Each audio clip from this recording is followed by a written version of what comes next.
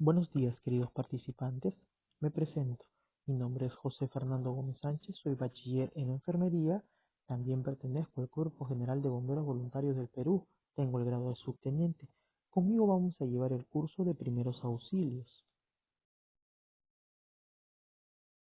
Dentro de lo que es el taller de primeros auxilios, vamos a tocar lo que es la definición, los objetivos, signos y funciones vitales, situaciones de riesgo para la vida, el RCP, maniobra de Heimlich, hemorragias, quemaduras, fracturas, desmayos y convulsiones. Bueno, continuemos. Veamos lo que dice la introducción a los primeros auxilios. Nos da referencia que en el Perú, como en muchos países, la enseñanza y práctica de los primeros auxilios es fundamental debido a la diversidad geográfica, las limitaciones en el acceso a servicios de salud en zonas rurales y la frecuencia de emergencias tanto en el hogar como en la vía pública. Organismos como la Cruz Roja Peruana, el Ministerio de Salud, instituciones educativas y empresas privadas promueven constantemente la capacitación en primeros auxilios como parte de una cultura de prevención y respuesta ante emergencias, saber cómo actuar en situaciones críticas, como muchas veces hemos visto en personas que presentan hemorragias, quemaduras, fracturas o paros cardiorrespiratorios. Dicen que esto puede marcar la diferencia entre la vida y la muerte. Entonces, ¿cuáles serían nuestros objetivos que tenemos que alcanzar al finalizar este curso? Primero, brindar conocimiento básico de atención inmediata. Tenemos nosotros que llegar a poder identificar y actuar ante una emergencia, saber cuáles son las formas más rápidas y seguras en el cual nosotros vamos a brindar ese primer auxilio. 2. Fomentar una cultura de prevención y respuesta. Nosotros tenemos que promover en nuestro centro laboral la conciencia sobre el riesgo y la importancia de actuar oportunamente para reducir el impacto de accidentes o enfermedades súbitas. 3. Promover la solidaridad y la responsabilidad social. Tenemos que llegar nosotros a ver a nuestros compañeros con empatía. El respeto por la vida y el deseo de ayudar a los demás tiene que ser prioridad y ser priorizado por todo el personal. Entonces, vamos a definir qué son los primeros auxilios. Entendemos por primeros auxilios como el primer cuidado inmediato, adecuado y provisional que se presta a una persona que ha sufrido un accidente o a alguna persona que esté enferma. Estos cuidados se realizan antes de que llegue el personal de salud o antes de ser evacuado a un centro de salud. Nos dice que generalmente empleamos materiales que tenemos a la mano. Aquí, en su centro laboral, ustedes tienen un botiquín. Ese botiquín va a ser empleado para poder brindar los primeros auxilios.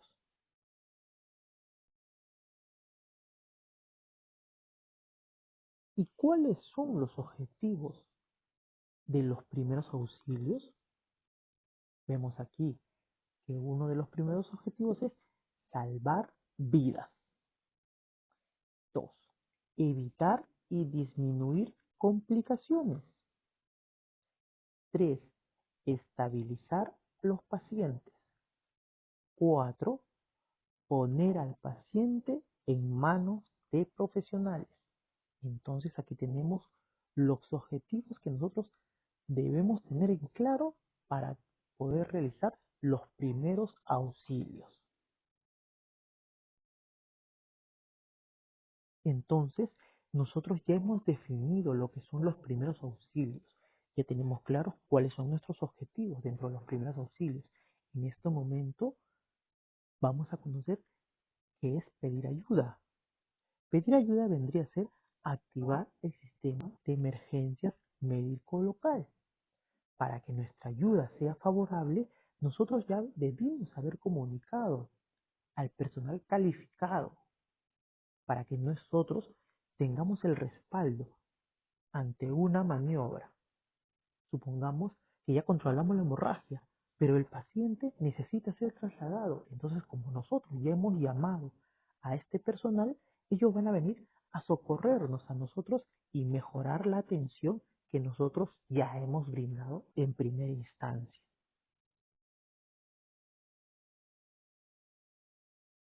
Siguiendo, entonces, dentro de lo que es pedir ayuda, dentro de la activación del sistema de emergencias médico local, tenemos, por ejemplo, los bomberos. Podemos llamar al 116, que son llamadas gratuitas. Es personal que está calificado, personal que está entrenado. Pero para que esto sea una llamada correcta, nosotros debemos indicar nuestro nombre, la dirección, una referencia y ante qué evento nos estamos enfrentando. Entonces, porque muchas veces llaman y dicen, tengo un herido, se ha accidentado, vengan rápido, y cuelgan. ¿Se ha dado una buena información? No, porque no hemos brindado la dirección, no hemos brindado una referencia y tampoco hemos brindado, le hemos explicado qué ha pasado, qué está sucediendo, para que este personal ya venga en su mente planificando cuáles son las acciones que ellos van a seguir después de nosotros haber brindado el primer auxilio. Es muy importante estos puntos cuando nosotros hacemos la llamada a estos proveedores de servicio. Otros números que también debemos conocer dentro de lo que es el sistema local de emergencias es, por ejemplo, el e-salud, que es el 117. Tenemos también el SAMU, el 106, y también tenemos la policía, que es el 105, o como todos lo conocen, el 105.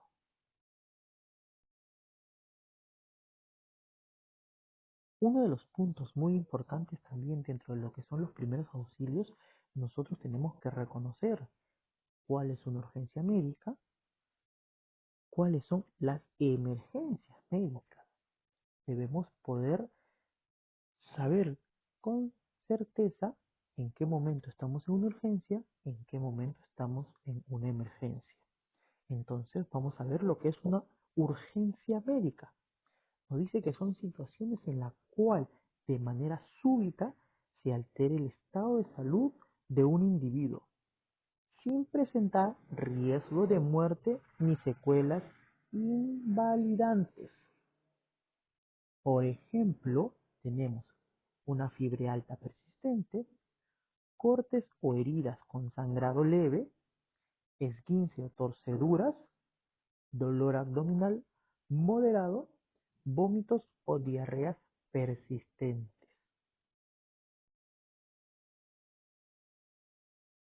Ya hemos hablado de lo que son las urgencias médicas, ahora hablemos de emergencias médicas. No dice que son alteraciones súbitas del estado de salud de una persona con riesgo de muerte inminente o secuelas invalidantes. Por ejemplo, la pérdida de sangre por hemorragias, cuando son hemorragias profusas, de abundante,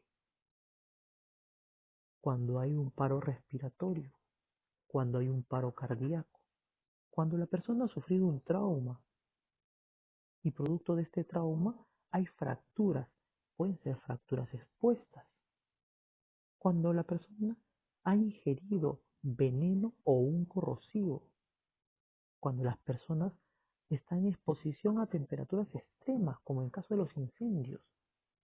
Entonces, estas serían emergencias médicas, donde necesitan una atención primordial.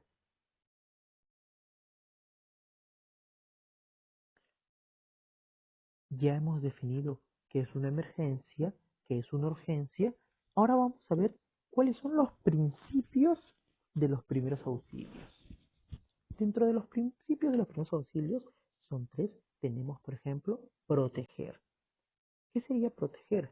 Asegurar el lugar de los hechos para comprobar que la situación está controlada y nadie corre peligro. ¿Cómo podemos hacer esto?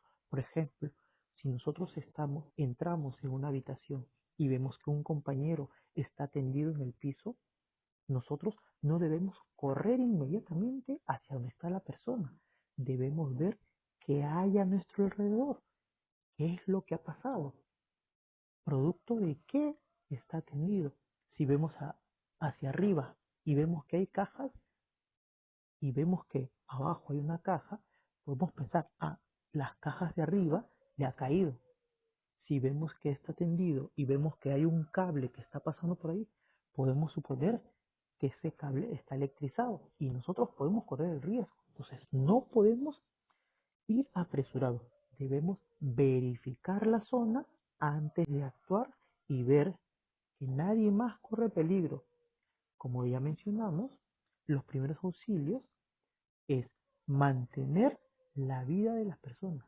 Entonces, si nosotros entramos y nos pasa a nosotros un accidente, ya no sería una víctima, serían dos víctimas. Estaríamos complicando la situación. Avisar, siempre avisar. Llamar al 116 antes de una emergencia o cualquier otro número que ustedes se lo sepan. Mantener la calma y responder a todas las preguntas, aunque parezca innecesarias. Muchas veces cuando se acercan, han escuchado que dicen, ¿te encuentras bien? Porque hemos visto que ha sufrido un accidente, nosotros nos acercamos, ¿te encuentras bien? Esa palabra, ¿te encuentras bien?, nos puede despejar muchas dudas. Si la persona está orientada, si está lúcida. ¿Mm? Entonces tenemos que nosotros avisar todo lo que vemos y llamar a los, como ya hemos mencionado, al servicio médico local. Socorrer. Asegúrate de que la persona lesionada responda a estímulos. Háblale y dale algunos golpecitos en el hombro para confirmar que está consciente. Amigo, ¿te encuentras bien? No te preocupes, yo estoy aquí para ayudarte. Dime dónde te duele, qué pasó. Nosotros debemos estar seguros de que la persona dónde se encuentra su lesión y poder nosotros ayudar. Signos y funciones vitales.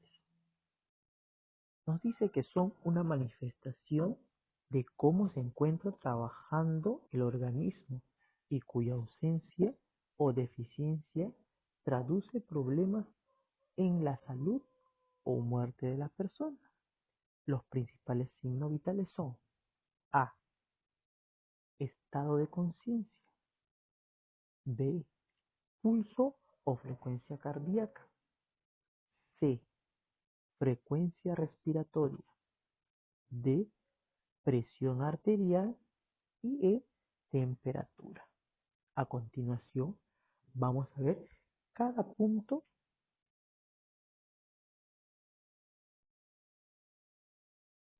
Entonces, hablemos del estado de conciencia. ¿Cómo vamos a valorar el estado de conciencia de una víctima? Vamos a valorar, nos vamos a acercar a la persona, vamos a tocar el hombro y preguntarle con voz alta, ¿te encuentras bien? ¿Te pasó algo? ¿Te puedo ayudar en algo? Si responde, genial. Ya tenemos una idea de que la persona está un poco consciente y nos puede responder. Podemos saber qué es lo que le ha pasado. En el caso que no responda, nos acercamos para poder observar, escuchar y sentir las señales de respiración durante 5 segundos. En el caso que nosotros no podamos sentir, escuchar o ver, pedimos la ayuda de otra persona que esté cerca a nosotros para poder persona boca arriba, manteniendo fija la cabeza y el cuello. Una vez que ya tenemos a la víctima boca arriba, vamos a inclinar. Vamos a usar la maniobra frente-mentón, como ven en la imagen. Vamos a inclinar la barbilla para nosotros nuevamente poder observar, escuchar y sentir una respiración durante 5 segundos. Ahora veamos lo que es el pulso o frecuencia cardíaca. Nos dice que es la onda que se percibe en la yema de los dedos cuando se presiona una arteria contra una superficie, o sea, luego de una sístole. ¿Qué viene a ser la sístole? Es una fase de contracción del corazón donde los ventrículos se contraen para bombear sangre hacia las arterias. En ese momento es que sentimos el pulso. Entonces, teniendo esta premisa, ¿dónde podemos localizar la frecuencia cardíaca? La localización del pulso arterial lo vamos a ver en arteria radial, arteria braquial y la arteria carotidia. También podemos tener la poplitea. Más práctico de hallar es la radial y el carotidio. ¿Dónde vamos a ver el pulso carotidio? Se debe aplicar la presión muy ligeramente para sentir el pulso carotidio bajo el ángulo del mentón. Ahora, ¿dónde vamos a localizar la frecuencia cardíaca del pulso radial? Como ustedes pueden ver en la imagen, el pulso radial se siente en la muñeca por debajo del pulgar, tal cual como ustedes lo tienen en la imagen. Si ustedes desean, pueden hacer el intento para que vean que ahí se siente el pulso radial. Ahora, ya sabemos dónde localizar el pulso. Ahora debemos de conocer cuáles son los valores normales de una frecuencia cardíaca. Contar el número de pulsaciones en un minuto y los valores normales en un adulto vendría a ser de 60 a 100 pulsaciones por minuto. En niños de 5 años, de 80 a 120. En niños de 1 año, de 100 a 140. Y en lactantes, de 120 a 160 pulsaciones por minuto. Ahora hablemos de la frecuencia respiratoria. ¿Qué es la frecuencia respiratoria? Es la cantidad de respiraciones que una persona hace por minuto. Se mide por lo general cuando una persona está en estado de reposo.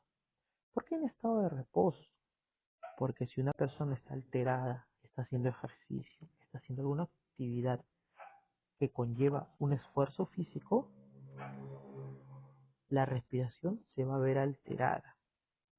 Y nosotros debemos conocer cuáles son los valores normales, al igual que hemos hablado de la frecuencia cardíaca.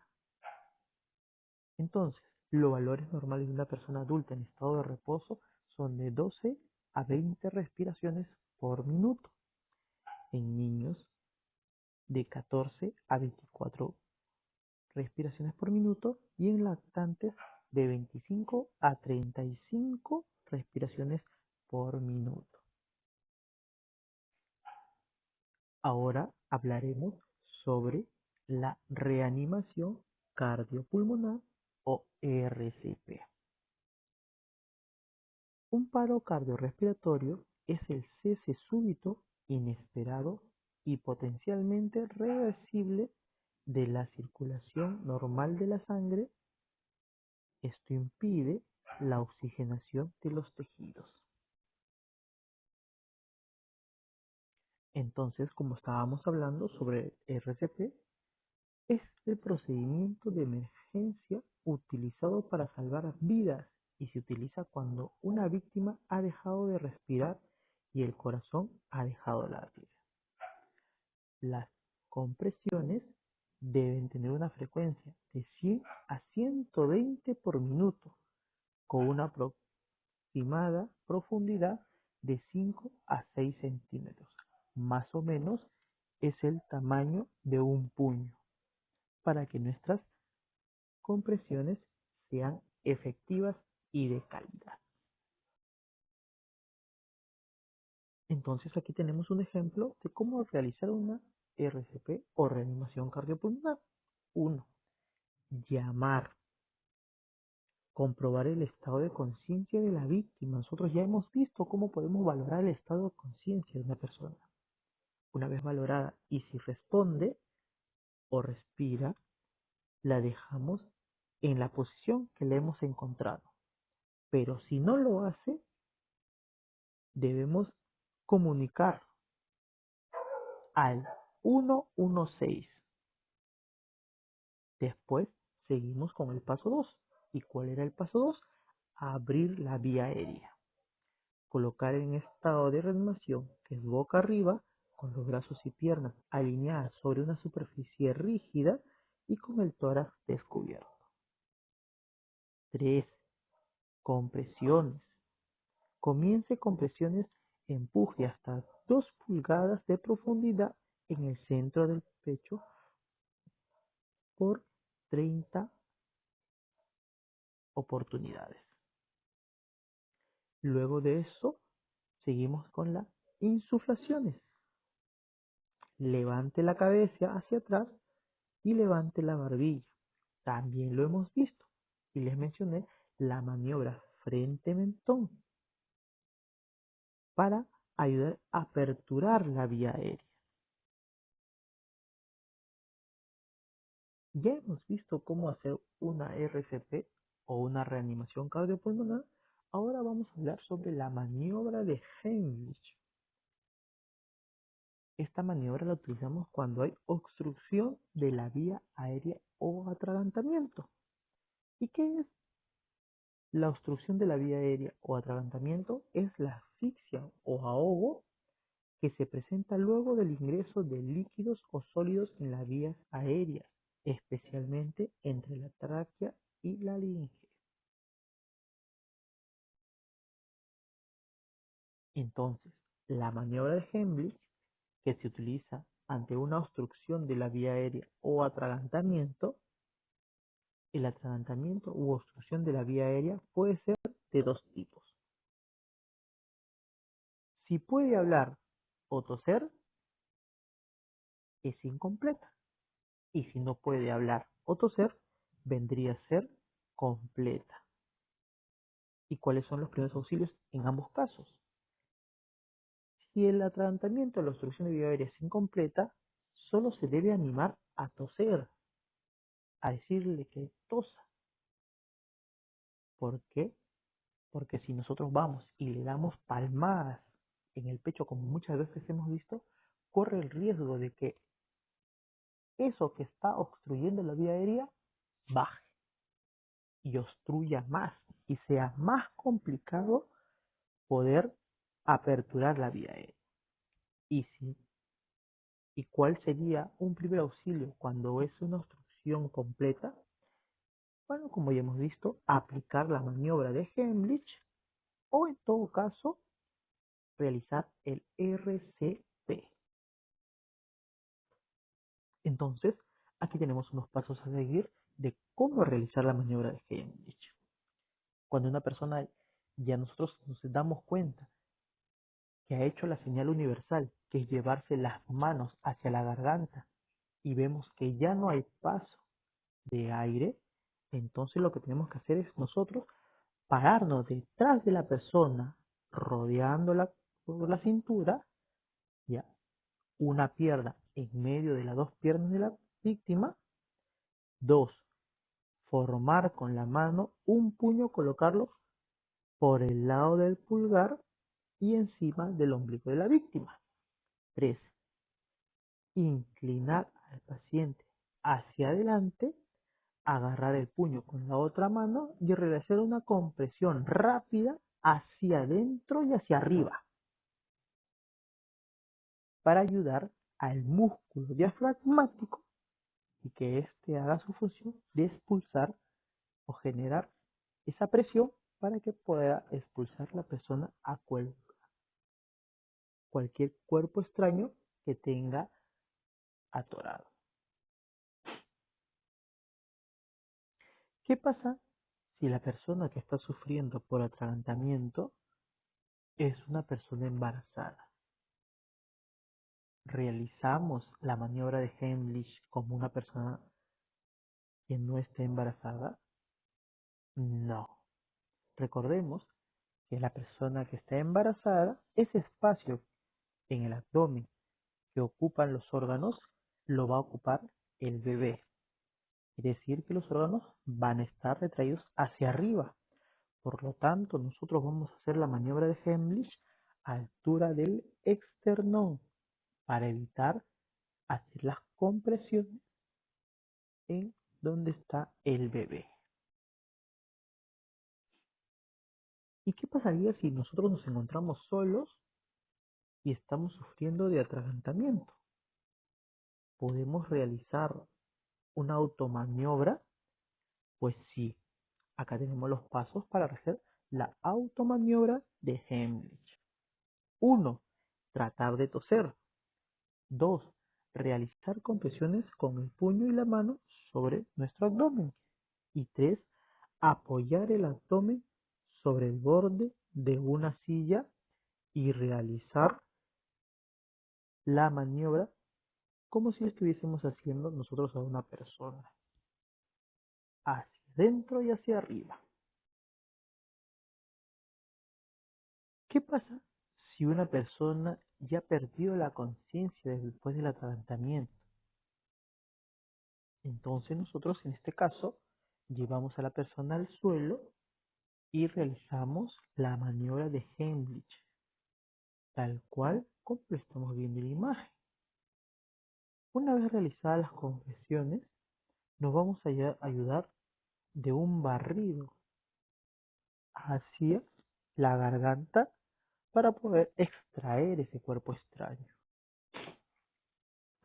Y en el caso que requeramos hacer la maniobra en infantes, primero retira el objeto con el dedo únicamente si la persona lo puede ver.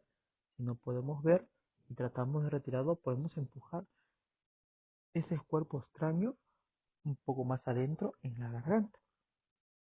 Debemos colocar 2 dedos en la mitad del esternón del bebé y dar 5 compresiones rápidas y hacia abajo. Ahora veamos hemorragias y objetos incrustados. ¿Qué es una hemorragia? Es la pérdida de la sangre por una ruptura de vasos sanguíneos originados por diversas causas. Una de sus tipos de causas de hemorragia son hemorragia interna y hemorragia externa. También vamos a ver los tipos de hemorragia externa. Tenemos la arterial, que es la salida intermitente de la sangre rojo brillante. La venosa, salida continua de sangre de color rojo oscuro. ¿Y por qué es rojo oscuro? Porque esta sangre no es una sangre oxigenada. Tenemos la hemorragia capilar, que es la salida de sangre en pocas cantidades por pequeños cortes que ha sufrido una persona. Laceraciones también. ¿Cómo vamos a controlar una hemorragia externa nosotros? Uno de los pasos muy importantes vendría a ser la presión directa. ¿Y cómo aplicamos la presión directa? Pues simple. Con una gasa o un paño limpio, aplicamos una presión directa sobre la herida. 2. Si ese paño que hemos puesto, ese apósito o esa gasa, se empapa de sangre, colocamos otra encima de esa y seguimos aplicando presión directa. Ahora, Si la segunda gasa, apósito u otro material que hayamos puesto se empapa, retiramos el último que hemos puesto y colocamos uno nuevo y nos apoyamos con un vendaje compresivo. Entonces, una vez ya realizada la presión directa, vamos a hacer la elevación. Ya está con su presión directa, ya está con su vendaje compresivo, entonces elevamos la extremidad, tal cual como lo vemos en la imagen. Entonces, en lo que es el control de hemorragia externa, ya hicimos la presión directa, ya hicimos la elevación, ahora haremos la presión indirecta, que es al utilizar el punto de presión se debe hacer simultáneamente la presión directa sobre la herida y la elevación. Dentro de lo que es el control de hemorragia externa, vamos a ver de forma opcional el uso del torniquete. ¿Qué nos dice? Colocar apósito rígido sobre la arteria, gire hasta que pare la hemorragia, no ajuste más de lo necesario y anote la hora en que se aplique el torniquete.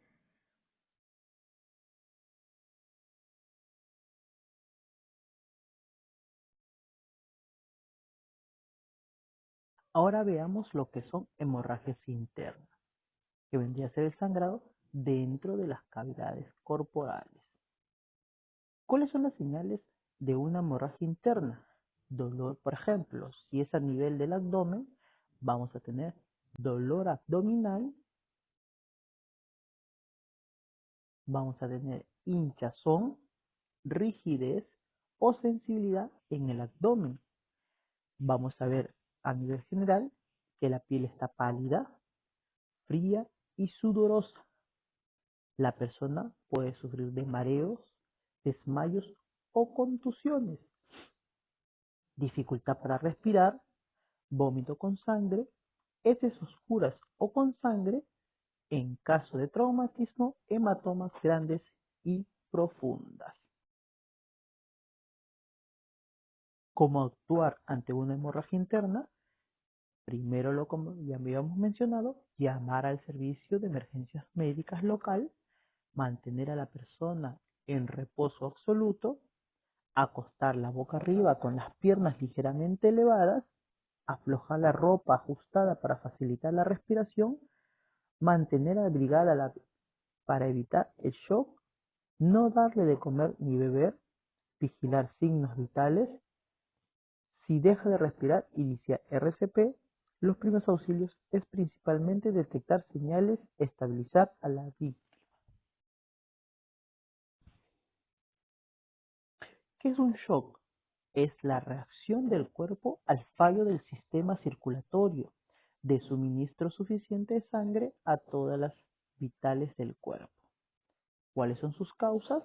Hemorragias, electrocución, reacción alérgica, asfixia, trastornos respiratorios y cardíacos y lesiones en la médula espinal. Como ya veníamos hablando acerca de los signos y síntomas, vamos a ver cuáles son los signos y síntomas de un shock. Signos: piel pálida y fría, sudorosa, escalofríos, consciente o no la persona, respiración y pulso débil y rápido. Síntomas: debilidad, mareos, náuseas y o vómitos, inquietud y temor. ¿Cuáles son los primeros auxilios ante un shock? Colocar a la persona recostada boca arriba, elevar las piernas 30 centímetros aproximadamente, mantener la vía aérea libre, aflojar la ropa, vigilar la respiración constante, cubrir a la persona con una manta o prenda que pueda mantener el calor corporal para que no se vaya a descompensar. En el caso de vómito o sangrado bucal, colocarla de lado, estar atento a sus signos vitales. Si deja de respirar, iniciamos el RCP. Ahora hablemos de objetos incrustados. Ocurre cuando un objeto, sea clavo, cuchillo, vidrio, metal o etcétera, penetra y queda dentro del cuerpo. El riesgo es muy alto porque, según su localización, podría dañar algún órgano y provocar hemorragias severas. En caso de objetos incrustados, simplemente no los retire. Entonces, ¿cuáles serían nuestros primeros auxilios ante una víctima que tiene un objeto incrustado? Primero, no retire nunca el objeto, ya lo habíamos mencionado. 2. Inmovilizar el objeto, colocar gasa o telas alrededor para mantenerlo firme y evitar que se mueva y por dentro vaya dañando más algún órgano. Controlar el sangrado sin presionar directamente sobre el objeto. Mantener a la persona tranquila y acostada para reducir el flujo sanguíneo. Trasladar urgentemente a un centro de salud. Ahora hablemos sobre las quemaduras. Tenemos quemaduras de primer grado, segundo grado y tercer grado. Las del primer grado son las quemaduras superficiales en la piel. Se presentan de color rojo, eritema solar. Son las quemaduras que se produce cuando te vas a la playa en el verano y no te echas bloqueador y cuando regresas la espalda te quema. Bueno, eso vendría a ser una quemadura de primer grado.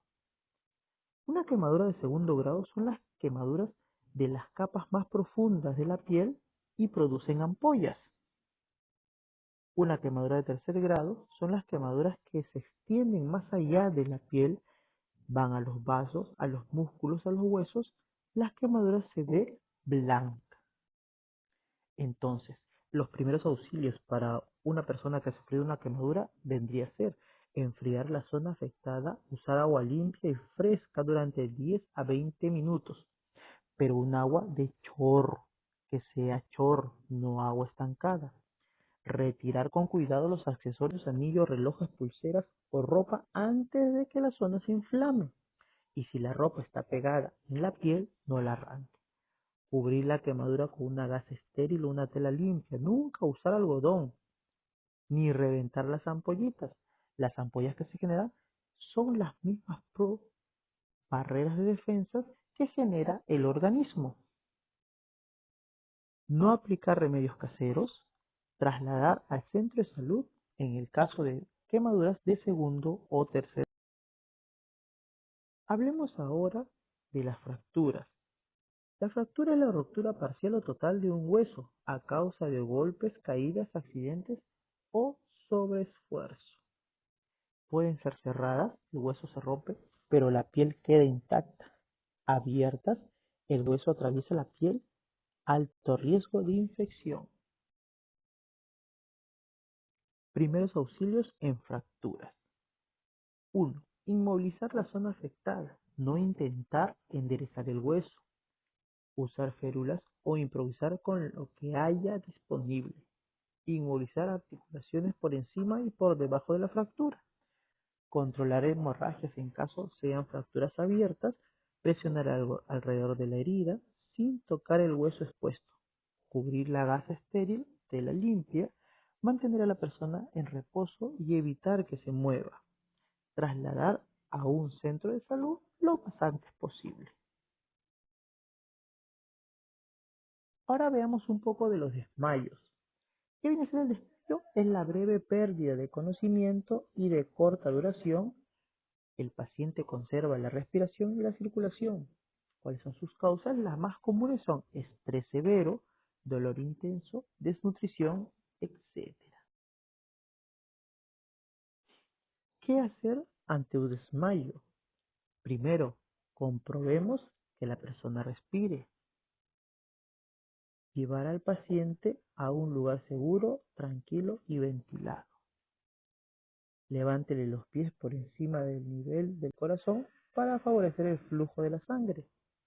Aflojar ropa que pueda apretarle y que esté cómodo y abrigado el paciente. Colocar en posición lateral para evitar atragantamiento en caso de vómitos, no ofrecerle comida ni bebida hasta que complete su recuperación, ya que podemos causar una obstrucción de la vía aérea. No dejes que se incorpore de golpe, sino poco a poco. Si no recupera la conciencia en unos minutos, llamar al servicio de emergencias médico local. Ahora las convulsiones.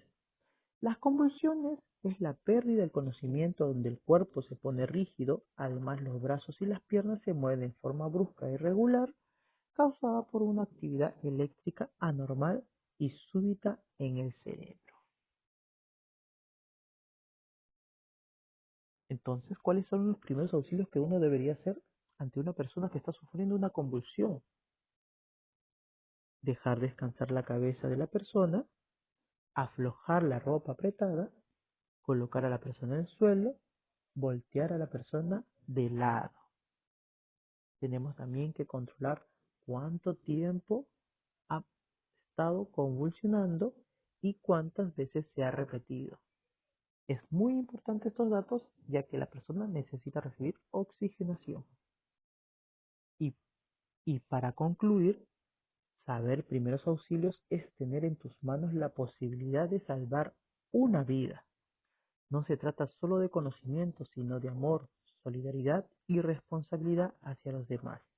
Actuar a tiempo puede marcar la diferencia entre la vida y la muerte. Muchas gracias.